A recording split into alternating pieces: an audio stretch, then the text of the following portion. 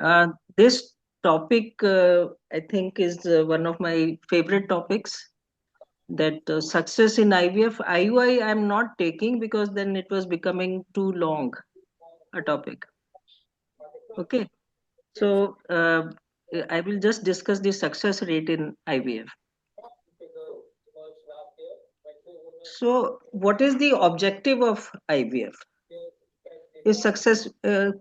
Whoso, please mute yourself. Please, all of you, please mute yourself.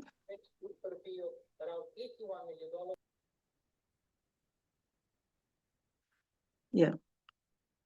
So, how do we define a successful IVF cycle? Basically, the objective, obviously, for every IVF cycle is the birth of a child. But it's not the modern definition now with so many, I would say, innovations and developments. Now, the definition includes that the baby should be healthy, should be singleton baby.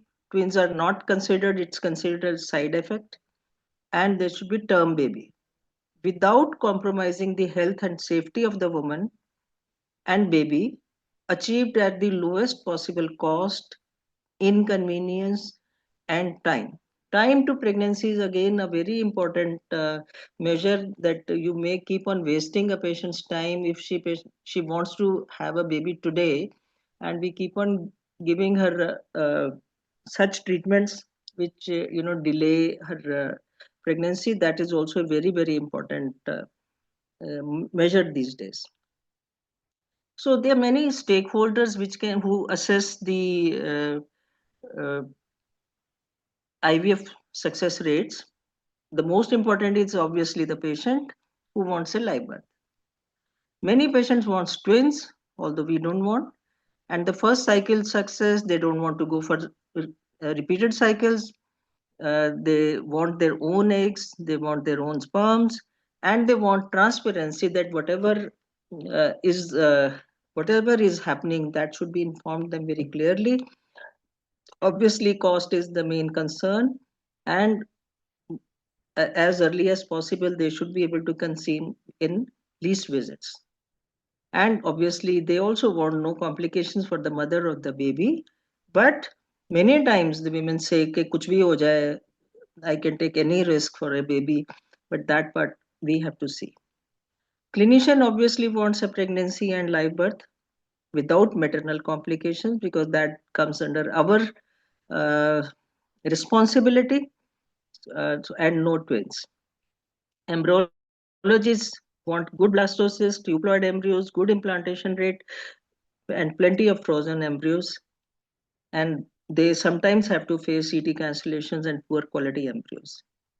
Authorities are also now in picture after the law, and they want you to be working within legal frameworks at low cost IVF and transparency, which is very important from legal point of view, but it requires a lot of paperwork and constraints.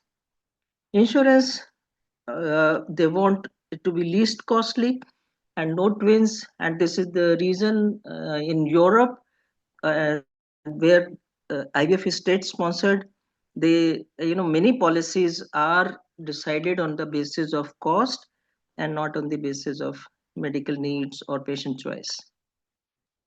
And pharmaceutical companies, marketing managements, they want maximum number of cycles, which may lead to unfair trade practices. Modern IVF process has now expanded a lot, and it is now a super specialty in its own right. The basic IVF included was ovarian stimulation, OPU, insemination, cleavage stage transfer, and embryo cryofreezing. Then came extended culture to blastocyst stage, vitrification, and frozen embryo transfers. Now, many add-ons have also come over time: assisted hatching, PGT, sperm selection, vitrification.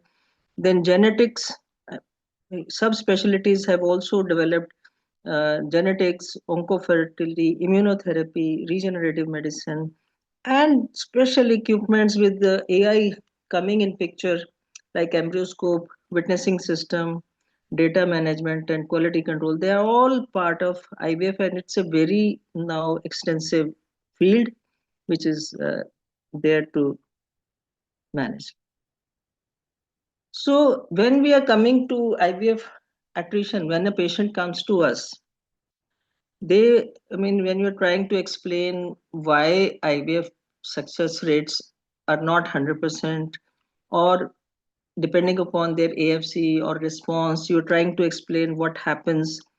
So we all know that this pyramid, that we normally assess a patient on the basis of a- antral follicle counts in the ovaries, and then stimulation. Not all AFC would get stimulated, and only the mature follicles or good sized follicle will eat an egg, and some may not be mature. Then ultimately, it's a inverted kind of pyramid, and we finally get clinical pregnancies. uh, Hardly, I would say, out of 6 or 7 good oocytes, in Ma'am, general, it is believed that 6 good oocytes will I have yield a question one clinical to, pregnancy. sorry to interrupt हाँ you, ma'am. बोलो बच्चा. ये suppose there's a patient like aged about 34-35 और उसने अभी पहले कभी try नहीं किया है और you can say lately married है, तो हम्म. व्हाट यू सजेस्ट कि हम लोग को पहले उसके लिए आईयूआई ट्राई करना चाहिए आफ्टर डूइंग बेसिक टेस्ट, और shall we go like directly to IVF keeping that age in mind? 34. 34 or 35 like that. Okay, and ovarian reserve. Ovarian reserve, that you have to check, like according, if ovarian reserve is also okay, that you can go for IUI, but you don't want to waste. Ovarian reserve is suppose low, AMH is 0.8. See, if ovarian reserve is low, I will impress upon her. Please mute your. If ovarian reserve is low, then I will ask her to. I will give her option of IUI and IVF, but I will not persist with the IUI. I will give, if she wants, I can do 1 or 2 cycles. It's not that in emergency that in 2 cycles her reserve will fall drastically. O- But Okay, definitely, IVF gives better result as compared to IUI. So perhaps it will be patient's choice whether to o- choose IVF or IUI. okay, Because ma'am. here this pyramid becomes very relevant. When you have less number of follicles, even IVF will give you not that good success rate. So you have to weigh. We can give IUI a chance depending upon, but the problem is that most of the people would keep on going for IUI cycles or ovulation induction cycles, and that then their precious time is lost. Limited, one or Yes. two cycles, fine, no issues. Okay, ma'am. Okay, ma'am. Thank you. So, how do we measure success in these patients? Why it is so confusing to define measures of success? Women to achieve live birth from IVF pregnancies, they have to undergo much longer journey than natural pregnancy, with so many variables at every milestone. At every milestone, the numerator and denominator will change with definite pros and cons, which one to take and which one not to take. Now, this pyramid again has now 2 angles. In good responders, one OPU may yield fairly good number of eggs and good number of blastocysts with improving culture techniques, improving incubators, lab conditions. Now the blastulation rate is almost 50 to 60%. And in such cases, you can get enough blastocysts for transfer also and for freezing also. And you may be able to get 2, 3, 4 embryo transfers in one single case, which leads to live birth, almost 70 to 80% live birth in one ovum retrieval cycle, and maybe even a second child after 2, 3 years from the frozen embryos if they are. On the other hand, the poor responders, especially the very old women, these days, a lot of women are coming above 40 who want their own. who want to have baby with their own eggs. So in these cases, now we do pooling cycles. Pooling cycles don't do anything. Only thing, you are collecting more eggs and more embryos by multiple ovum retrievals. So many OPUs, two, one, two, three, you might be doing. Then you freeze the embryos. You may do PGT in these cases, or you may not do PGT, and then embryo transfer is done, and then you can achieve a live birth here. So this, again, see, you can see now we cannot have that kind of definition. What is the pregnancy rate per cycle? The cycle doesn't mean anything. So everything is now, you have to decide for all outcomes what is the numerator and what is the denominator. So there are three major steps: making embryos, transferring embryos, and pregnancy and delivery. So we'll see the simple simple outcome measures which can give you some idea how do we go about it. The lab success for clinicians. For embryologists, there are a lot of intermediary steps, but for clinicians, there are few important KPIs which can give you idea about whether how the cycle went through, like fertilization rate. How many eggs fertilized? Then blastocyst formation rate. I will go to one by one. Fertilization rate indicates quality and maturity of oocytes, OPU, and stimulation. If you have done good stimulation, you're likely to get optimal number of oocytes, mature oocytes, and OPU has to be good quality so that it yields maximum number of oocytes which are possible. Then sperm quality also has to be good, only then fertilization will occur. Fertilization is basically a sperm phenomena, and if sperms are not of good quality, fertilization does get affected. ICSI can overcome to certain extent, but still sperm quality does matter. It is the starting point for further embryonic development. So if fertilization is not there, then it's a disaster. You can't expect good results if poor fertilization is there or failure is there. You have to have fertilized oocytes, only then you can expect to get some embryos. The second is blastocyst. Blastocyst is one area where fetal genomic activation is complete in blastocyst. Egg has its own genome that it belongs to the mother. Sperm has its own genome that belongs to the father. But a baby is a new individual.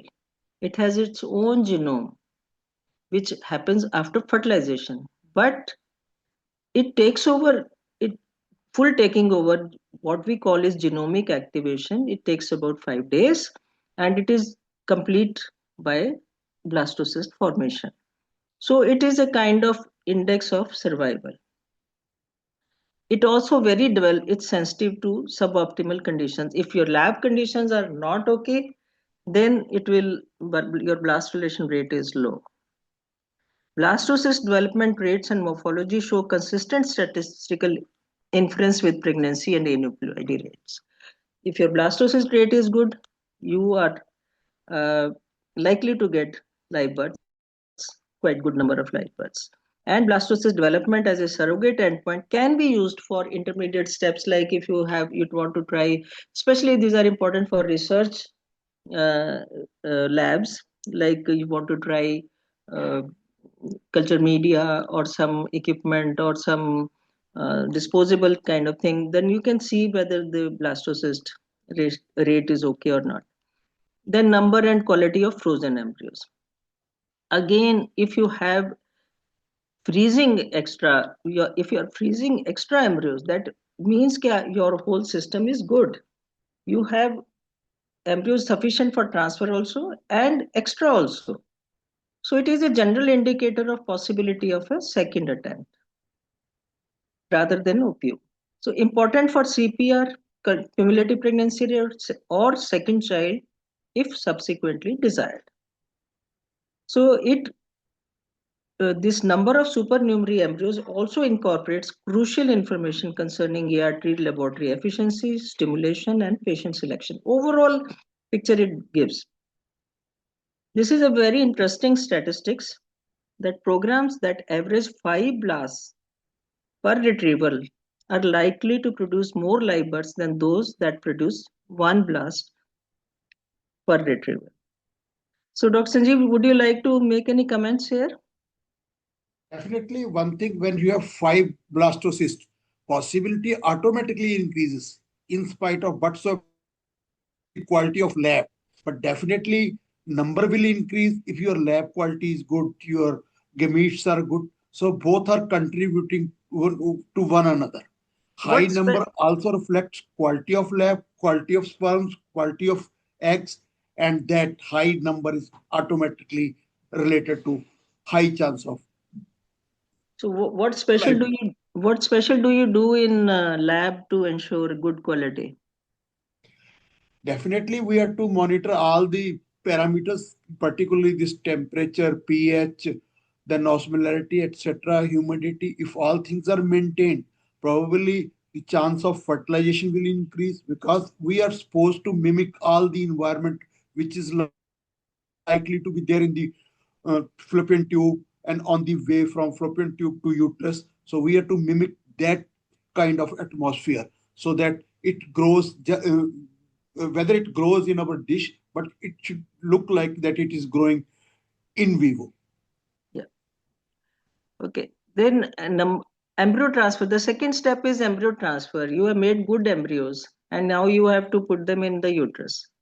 So what mainly there you observe the number and quality of embryos are the perhaps the most important thing, and they contribute almost 80% to the success rate. And second is you presume that endometrium is good, uterus is good. Then ET technique again is such a variable which actually is very difficult to measure, and but it has immense importance in final outcome of the embryo transfer technique. And you know your KPIs for assessing the implantation rate is assessing the efficiency of embryo transfer outcome is implantation rate, that is equal to total number of G-secs divided by total embryos transferred into 100, or how many ETs are cancelled in a center. I think this is a one negative KPI which is very very important, which indicates that how many patients fail to make such embryos which should have been transferred. So this is also a very important measure which you need to keep a track of. And obviously the Uh, clinical and ongoing pregnancy rate, they are also important. Then this one paper, very interesting paper, was that simply three things you, if you know, then you can judge the quality of a lab. Probability of having no embryos for transfer. So it captures all failures, cycle cancellations, empty follicles, no embryos, or pregnancy rates, viable pregnancy, ongoing pregnancy, and frozen embryos. How many extra frozen embryos you have? You can judge one cycle also by this. Okay, what was the probability you started with? Was it was a bad case or a good prognosis case? And how many pregnancies are there? And what extra number of embryos are lying with this patient in that particular center where she underwent the IVF? Ma'am, Now, I have pregnancy. a query related to this implantation and ET. हाँ जी. Uh, Suppose there is a case in which embryos are really good, A grade, but the endometrium is not up to the mark that it should be. And patient is NRI and they want to go like after a week or something. मतलब उनको transfer कराना ही है. तो एक short time में they don't have like enough time to prepare that endometrium again in next month. So in that case, what should we do? Shall we give that like अगर not only अच्छे मतलब बेकार embryos be a C grade and B grade. So in that case, what should we do? Shall we give A grade embryo to the patient or like B or C grade embryo to the patient? This is a very interesting question because this problem usually very rarely comes because most of the patients they don't want to compromise on embryo transfer. even NRIs, even if they have to go early, they would rather come back again and then get a good transfer. Because see, even in best of transfer, where best endometrium is there, best embryo is there, the success rates remain around 50-60% per embryo transfer. And if already endometrium is bad and the embryo is also bad, then obviously it's a doomed embryo transfer. So perhaps ideally this should never be done. Okay. This dilemma can arise, but I think it's counseling and explaining to the patient that they can come again. Since we have very good number of embryo transfers, very good quality of embryos, then we should not be doing. But if patient wants, then I would, and plus number is good, then I would transfer a good blastocyst, but only one. I would not like to waste multiple cycles. And in thin endometrium, which is not very bad, single embryo transfer is better for implantation and continuation of pregnancy. Okay, I would ma'am. like to intervene Thank you. here. I will suggest there should be no embryo transfer if endometrium is poor. Ideally, there should be no sir embryo.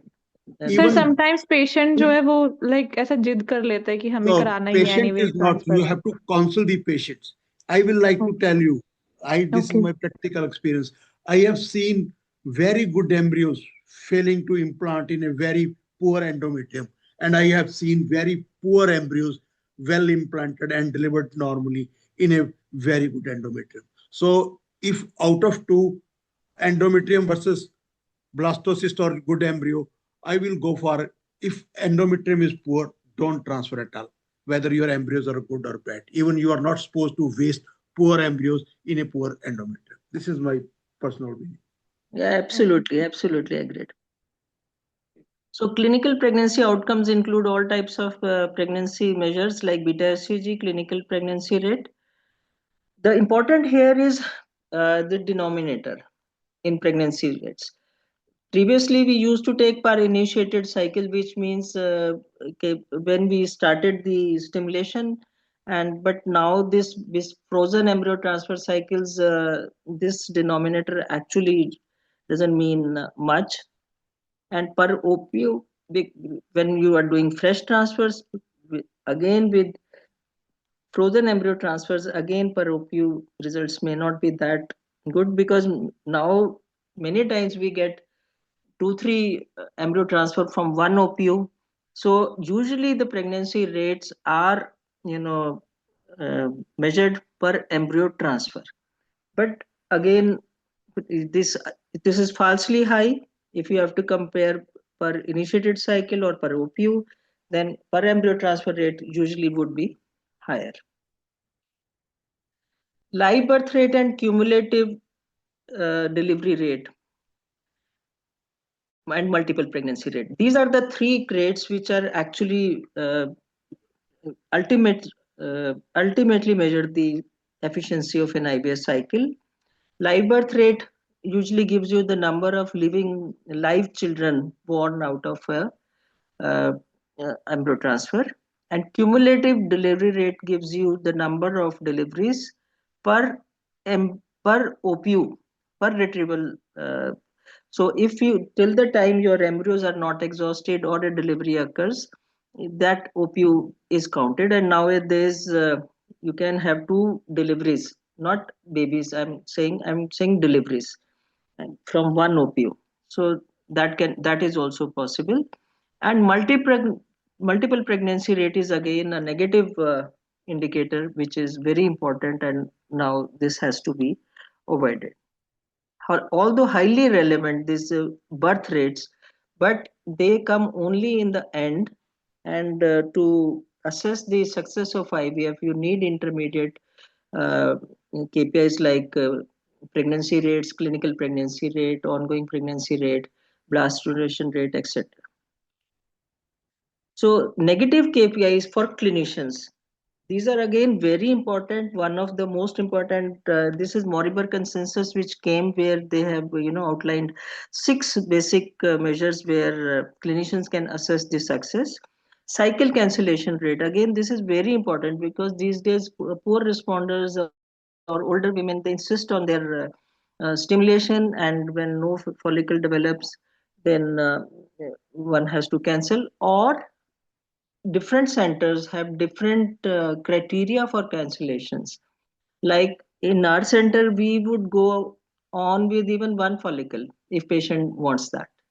In some, but although the negative outcome is more likely, but if patient wants to try, we would give her a chance. But there are some centers who would cancel if less than 4 follicles are there, because the center's success rate falls.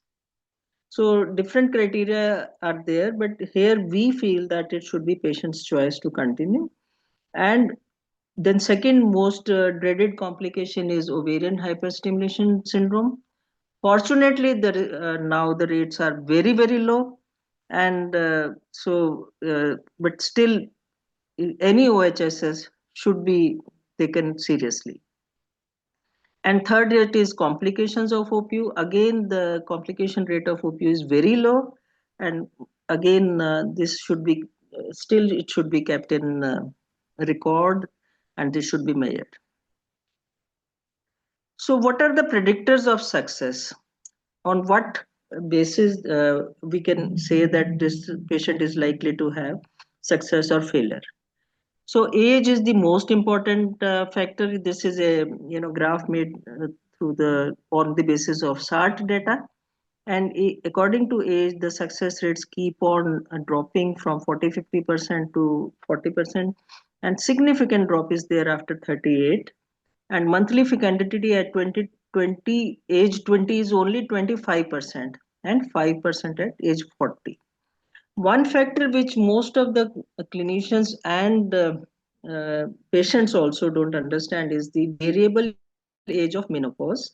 Somebody may achieve menopause at 40, somebody at 50, or even earlier than 40. And 10 years before the menopause, there is a serious decline in fertility.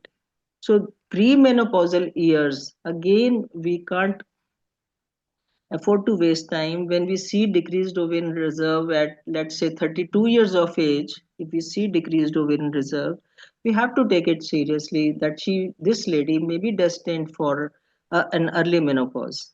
So we have to take action, more aggressive action in these patients. And increased miscarriage rate is also there. So here again, we have to be a little aggressive, that quality of embryos, and as young the patient should be done. And IVF rates also for parallel to natural fertility. The other predictors of success after in vitro fertilization are duration of infertility, high BMI. We all know that, and there's some data how increase in BMI decrease the pregnancy rates. Even low BMI is a infertility risk, and BMI less than 19 decreases the fertility risk by 33%. Cause of infertility like endometriosis, fibroids, and there are many other male factors, they do have an impact. But in IVF, if you are able to do IVF, the most important factor remain age of the female partner, the number of oocytes, ovarian reserve, and endometrium. Previous obstetric history is a positive sign, and 1.94. If there's a live birth, then almost double the pregnancy rates are there. Black and Asian populations decrease success rate and early because of early loss of follicular pool. And this has been a consistent finding in Western reports because they get patients from all the ethnicities. And there is a very good paper by Dr. Nalini Mahajan that Asian Indian population, we achieve menopause 5 years before our Western counterparts. So our ovarian reserve falls even before 35 or 37 as compared to uh, our white colleagues. Then AFC, yes, AFC is also a very, very important predictor of success, and as the number increases, the success increases. Testicular sperm is also very good, even if the sperms are dead or motile. the testicular sperm outcome is almost equal. But it does depend on the FSH rate. The higher the FSH, lower are the success rates. So whenever we are deciding to go for testicular sperm retrieval in cases of testicular atrophy cases, FSH is one of the guide. Although no FSH is contraindicated, you may still find sperms, but still higher FSH patients have less likely to find sperms. Dr. Sanjeev, would you like to say here? Yes, ma'am definitely. Higher मैं FSH आपसे is sorry to interrupt you, आप मेरा भी question है आप ही के लिए, आप उसी को उसमें कवर कर देना। जब मैम ने बोला भी एंट्रो फॉलिकल काउंट ज्यादा होता है तो there are high chances of getting good number of embryos और good quality, I think. But हम लोग जो लैब में ऑब्जर्व करते हैं when there are more oocytes, तो क्वालिटी जो है रिड्यूस हो जाती है oocytes की, या फिर मेच्योरिटी जो है बहुत कम हो जाती है, तो जिसकी वजह से हमारा एम्ब्रियो का जो फॉर्मेशन है कई बार वो भी सफर करता है। तो इस चीज पर मेरे को थोड़ा सा पूछना था कि how does it affect. oocyte quality. हाँ जी मैम, oocyte की मेच्योरिटी भी कम होती है, हाँ. क्लियर जीबीज हमें ज्यादा मिलते हैं, M1s मिलते हैं।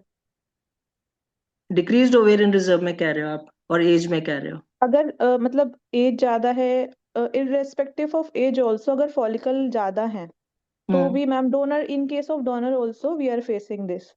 सर इसमें ज्यादा अच्छा बता सकते हैं क्योंकि सर डेनिटेशन करते हैं definitely तो सर को when बहुत AFC is high, you expect high number of follicles, you expect high number of oocytes, and all the cohorts cannot be running at the same speed. Few will be GB, few will be hypermature, few will be mature. So, but overall, total number of mature oocytes will be definitely high when your AFC is high. You may get GBs, you may get even degenerated oocytes, but still the number of M2 mature oocytes will be higher in case your AFC is high. So this okay. is a high EFC is a good indicator, in spite of you are getting few of GBs and few hypermature oocytes. Now coming to the question of okay. FSH and testicular sperm, definitely when FSH is high, possibility of retrieving testicular sperm is low. But if you are doing microtasy, your surgeon is good. Probably you find at least 1 to 2 such area where you can expect you will get these sperms. And it is the competency of the surgeon, hard work of the surgeon, which will look for that area and explore that area and will provide a few tubules from that area which will give us the sperm. And definitely these sperms are not supposed to be motile as per the normal maturation is concerned. But when you are doing ICSI, probably you are a bit more sure whether this is a immotile or dead sperm. So you can use these sperms, and we have used many times these immotile sperms. I don't say these are dead sperms; these are only immotile sperms. And if you keep them under oil in media for a certain period, they will also get the motility. So it is high FSH. Patient should be counseled probability of getting the sperm, but possibility of getting the sperm still exists. We have seen sperms even up to FSH more than 40 also. And this slide also says that there are other parameters, embryology parameters. You get more number of eggs, you get more chances. Semen motility is important. Then obviously you get better embryos, and embryo quality is again the final. Your judgment depends on the how the embryos were. Right now, coming to some clinical dilemmas, and I will go through them one by one. So day 2 versus day 5 transfer, which one is better? And this is a very good Cochrane review of 22, and they have shown that live birth rate per transfer is definitely high in blastocyst. It increases the success rate. Not that cleavage state cannot give you success, it can, but blastocyst gives you better success rate because of selection. Because blast to reach blastocyst, an embryo needs to go through uh, quite rigorous steps, and if whosoever reaches the blastocyst, that's a winner. So if you frozen embryo transfer, if it was frozen by slow freezing, then obviously cleavage is better because slow freezing was not good for blastocyst transfer. But if you have vitrification, which now everybody has, I mean, this was relevant in the older studies. So in vitrification, again, the blastocyst transfer is much better than cleavage stage. See, clinical pregnancy rate is higher, multiple pregnancy rate is also higher because more implantations are there, and miscarriage rate is almost again little higher in blastocyst, and embryo freezing obviously would be more in cleavage stage because not all cleavage stage embryos will reach blastocyst stage. So blastocyst will have lesser number of embryos frozen as compared to the cleavage stage, and the risk of no embryos available are definitely higher with blastocyst culture because many poor cases or poor embryos will not reach the blastocyst and cancellation rates would be higher. So that is also cancellation rates are higher with blastocyst. So where you think that the embryos may not reach blastocyst stage, then it's better to do day two, or you have less number of embryos. Like in poor responders, you may just have 2 or 3 embryos. In those cases, you can do a day 2 or 3 transfer rather than going till blastocyst stage and patient having no transfer. Then frozen or fresh transfer, now I think the trend is going in more and more in favor of the frozen embryo transfer. And this is a huge data, ICMAR data. They actually collect international data from almost 83 countries. So the trend is again going in favor of frozen embryo transfer, and the advantages include uterine recovery, patient recovery after hyperstimulation, or you can get the embryos for pre-implantation genetic testing. Lower OHSS rates are there, obviously that's there only in fresh cycle, and higher success rate in hyper-responder. The storage is an advantage. You can keep them stored for long times, and you can do it at your convenience or patient's convenience.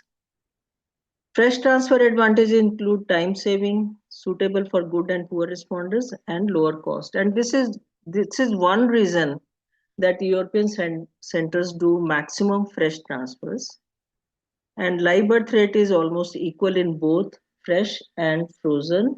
So this concept that frozen has a better success rate is perhaps not true.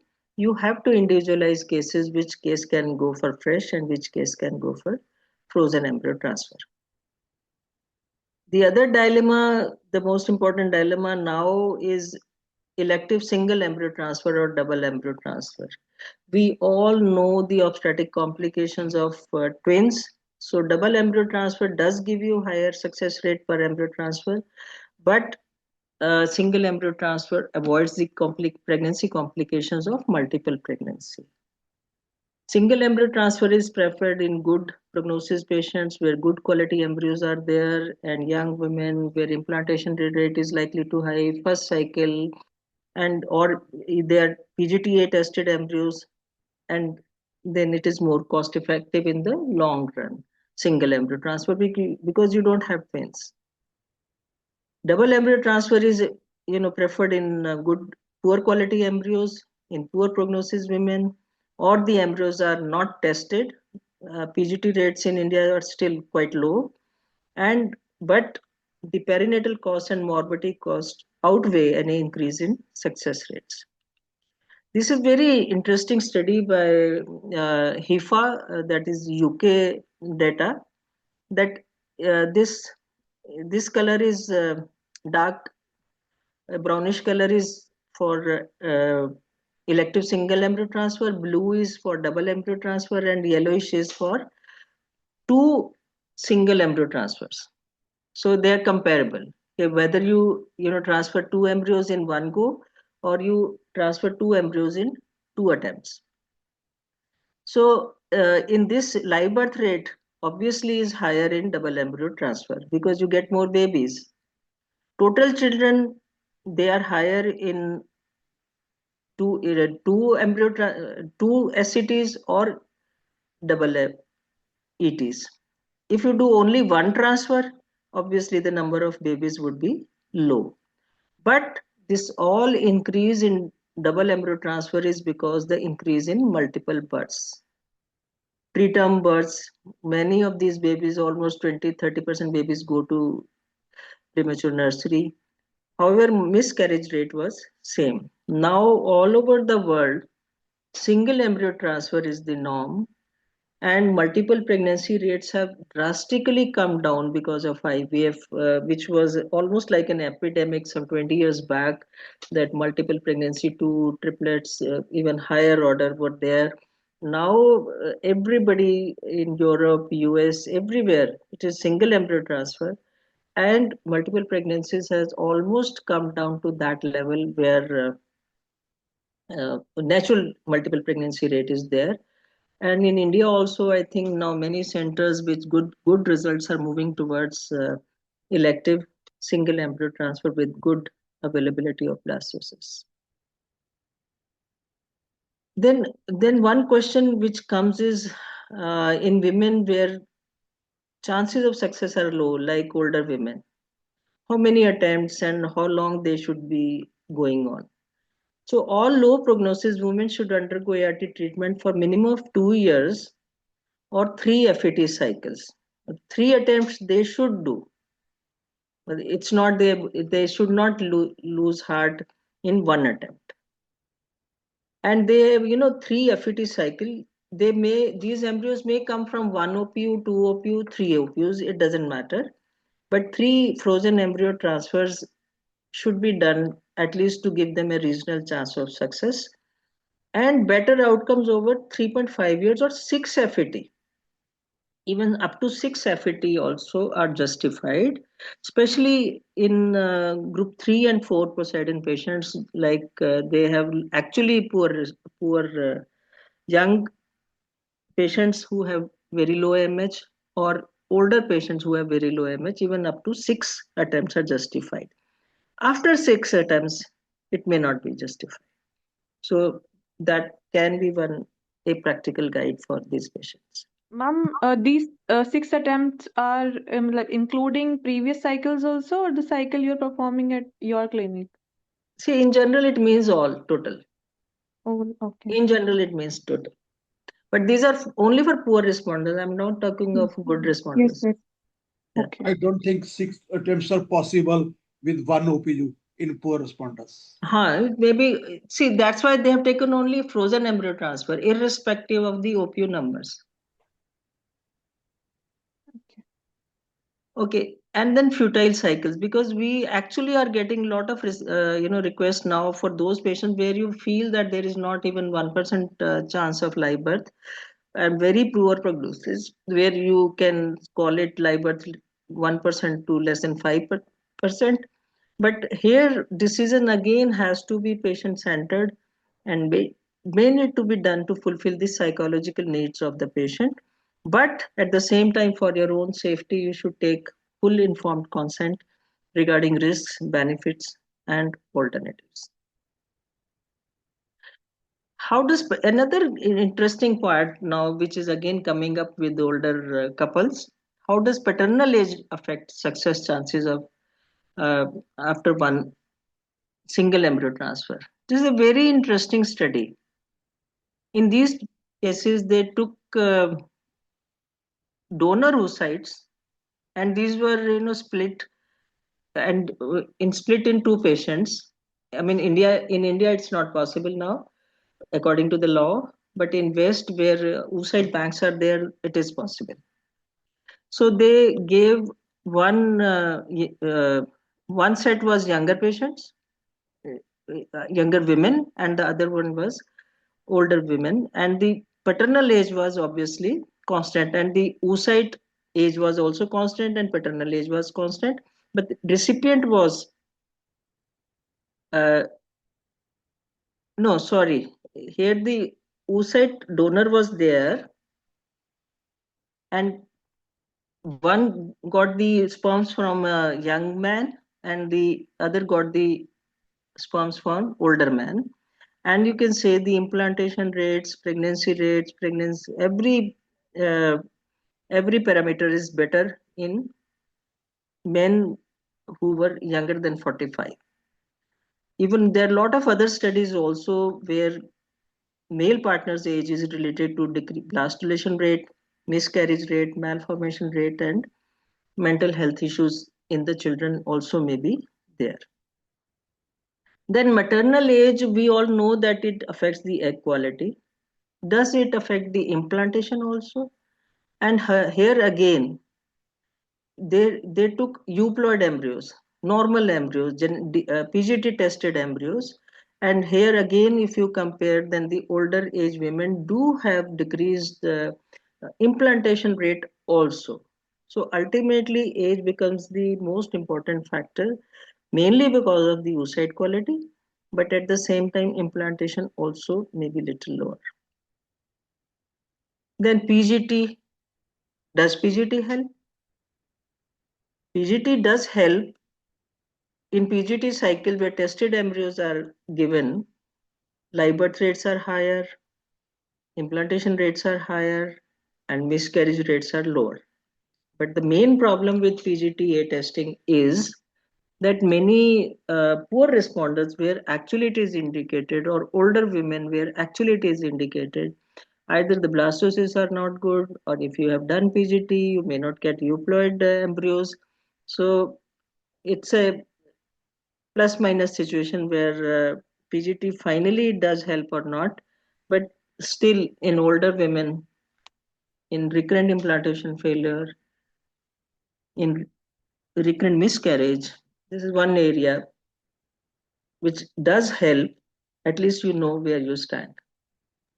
Because many patients, like in 40-year-old female, if she gets aneuploid embryos, then at least she is more open for donor. Otherwise, she keeps on having her hope that my embryos, I can use my embryos, because they actually do not uh, still consider age to be the most important factor. Just I now, think there there was a is, question from Dr. Swati. Should we go for PGT where we are giving 6 attempts? I think Dr. Swati's question has been answered while during this slide discussion. So yeah, PGT may help definitely when we are giving euploid embryos, number of attempts may be less. So Dr. Swati, I think your question stands answered. yeah, I think this is again from Swati only. Paternal age is one of the highly Dr. Swati, neglected you are area in muted. IVF. And yeah, see, typically I would give one example that if patient comes to you with 3 failures, and she is 42 and the husband is 47, you have taken donor oocytes. So you always think that it is donor oocyte now. So the chances would be normal as a younger woman. But we actually forget that the husband is 47 and this also has a very serious influence on embryos. So in cases of failure, I think one still can go for PGT in these patients. And there is another suggestion when paternal age is high, say 40 or above, it is the microfluidic technique, which is a must now. And when we select proper sperms, probability of getting blastulation rate similar to younger paternal age is almost same as with the techniques like microfluidic, etc. So I think above 40, even somewhere around above 37, if paternal age is there, only way to Yes, select sir. sperm should Agreed. be I think microfluidic. Miscarriage का main reason paternal factor भी है, क्योंकि DNA fragmentation high हो जाता है, जो कि generally हम लोग नेग्लेक्ट कर देते हैं इस करा के, और फिर आगे आईवीएफ के लिए कंटिन्यू कर देते हैं. तो this is very interesting point sir ने जो मेंशन किया है. Then microfluidic technique वो also हाँ, eliminate the DNA fragmented sperm. So oh whether you right have right. got it done earlier or not, if you have got it done earlier, it is very good. But even then, if you have done used microfluidic technique, you are likely to get this sperm for insemination, which are probably intact DNA. Then there are so many add-ons in lab which have been done and which are which are in practice, and whether they help or they not help, it's a lot of confusion. And this has been very nice guideline which has come in 23. Although they reject most of the things which are not indicated or they are not routinely indicated, but may be used in some selected cases like immunological therapy testing in RIF, etc. It is indicated, but lot of things are not routinely indicated. Out of these which are indicated is PGTA, obviously still not universal. In some selected cases, PRP, stem cells, they don't have enough evidence at the moment, but in future we might get. So you can't say that if evidence is not there, that means current literature does not support their use. But this does not mean that all these interventions will not have a future or they have been uh, discarded. They are in still they have I think most of them have entered usage in last 5 7 years, so they still need time to test their utility, to whether they add to the success rates or not. But out of all this long list, uh, one few which have been recommended or can be considered are hyaluronidase media transfer, that is embryo glue, then artificial oocyte activation in cases of fertilization failure or in cases of globospermia, and sperm evaluation selection like microfluidics, Dr. Sanjeev said. These are some areas which have given positive results and these can be used. So to Uh, conclude, again, I will just revise that the ultimate aim remains healthy singleton term baby with mother, safe baby at the lowest cost. So here I Ma'am, end the there presentation, but are, we can have a discussion. There are yes, few yes, there are questions in the so many chat box. questions. So Come. I think we should take one by one. First of all, Yes. we're taking Dr. Sheetal's question. How about use of microfluidics in mild oligospermia? In mild oligospermia, first condition for using microfluidic is the active motility. If you have a sperms, at least 20% sperm with progressive motile sperms, then you can use this microfluidic technique. Otherwise, this technique is ineffective. If there is no progressive motility, microfluidic don't work. So in mild oligospermia, we can expect at least 20% sperm to be progressively motile. So there it can be used. Now coming to Dr. Swati's question, Thank you. fetal age is one of the highly neglected area in IVF. More attention should be paid to reproductive health of male. I think this is a full-fledged chapter, and definitely, no, since this area is not, once we know sperms are there, we get only semen examination done, and we say there is a good count, good motility, and morphology is good as per WHO criteria. Probably we stop it here. But these things don't prove whether this sample is fit for fertilization or not. If there is a fertilization failure, we should use the advanced tests whether this semen sample is fit for fertilization or not. Then Dr. Srinidhi Suresh, D3 arrest and blastration are same cause. D3 arrest almost indicates failure to activate genomic activation failure. So this part is considered as a more or less related to male infertility. So here I think before going further investigation, you should evaluate the semen analysis in a much advanced manner, like ROS, like DNA fragmentation. Even there are few tests which also indicate whether this sample is fit for fertilization or not. Now, Dr. Srinidhi says, oocyte morphology due to stimulation related. I think Madam Jindal will be able to better comment. You Oocyte answer the morphology due to stimulation related. preferred sperm selection criteria in various scenarios. I think One question. morphology due to stimulation is also being considered that M2 rate is a feature of stimulation. This definitely this is a feature of uh, stimulation also, but not only due to simply stimulation. Lab may also be responsible for lower M2 rates because M2 conversion from GV to M1 to M1 is around 34 to 36 hours post the trigger. If almost this is the time